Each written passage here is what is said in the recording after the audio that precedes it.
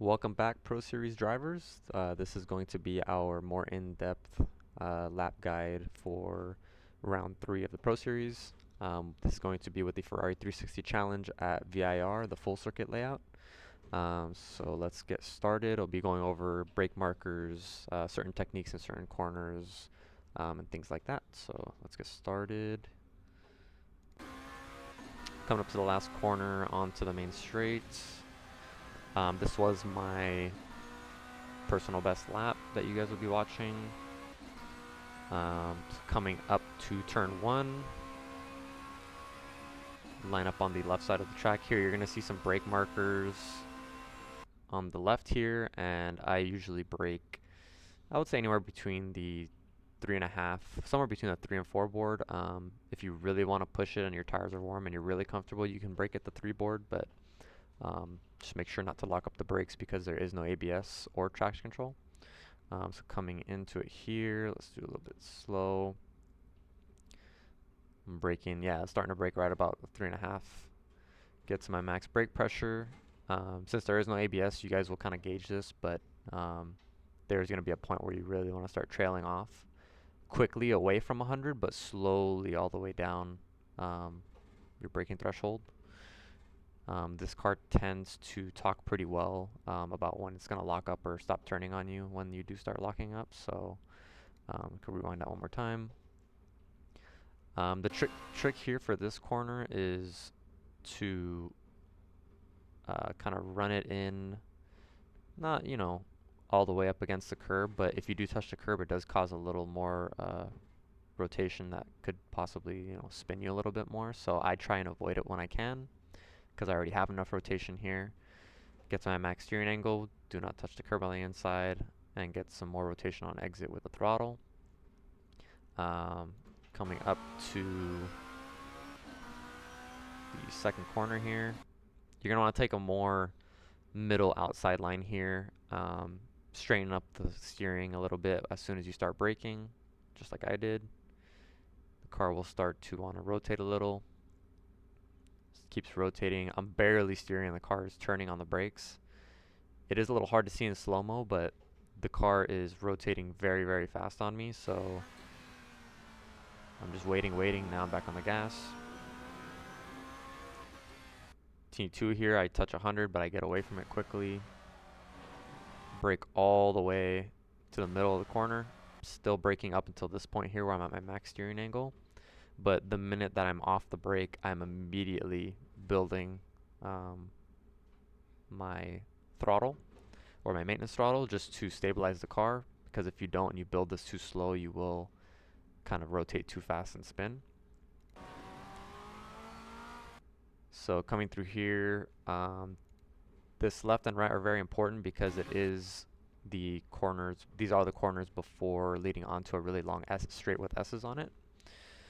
So it is important to not overshoot this first one here. Nail the second one. Bleed the throttle, but don't completely let off. Kind of carry that momentum all the way. I give it full throttle here just to get a little more rotation to aim for this next curb. I'm getting a good amount of rotation.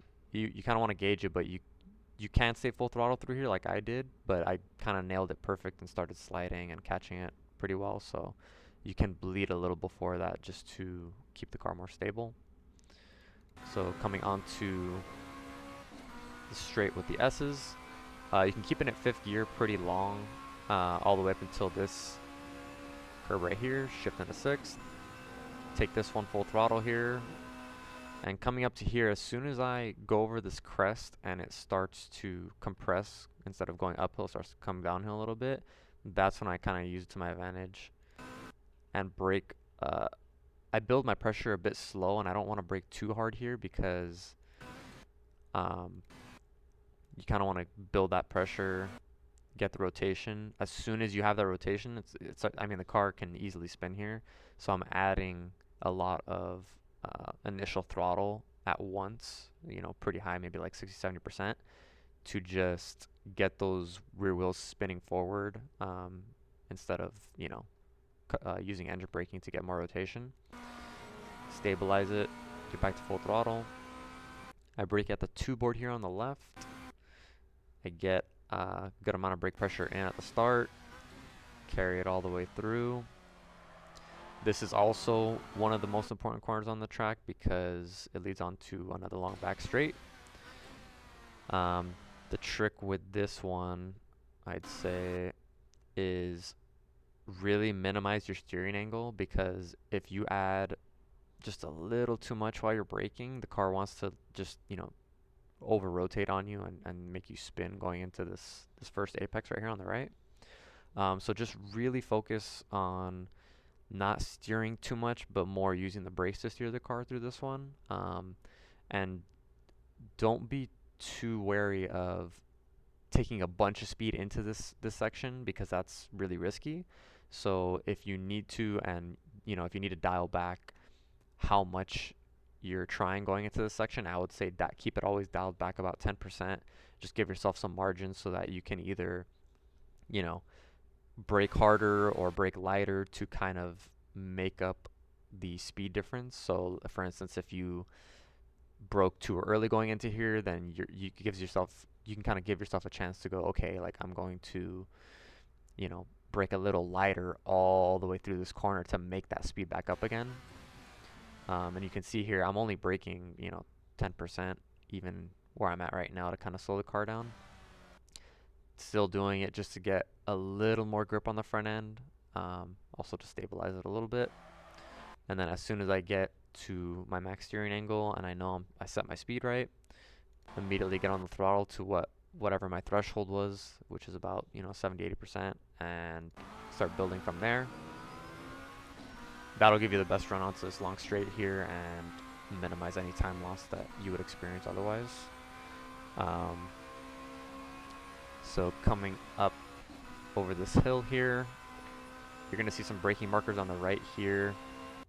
I tend to brake at the 1 board here on the right. This corner is a little tricky, so the trick is to not turn in to this left kink here too early, because if you do and you're on the brakes, the car just wants to keep turning left on the brakes. So try and avoid this curb if you can. I think I do touch it here, but I'm in more of a straight line than most would be. Just kind of stay on top of the steering, respond to the direction changes the car is doing on the brakes. And you're going to want to wait to steer very, very late, because this corner kind of it's a little tricky, because if you go too far to the inside here and start turning early, you end up losing grip just because of the way the track cambers going that way.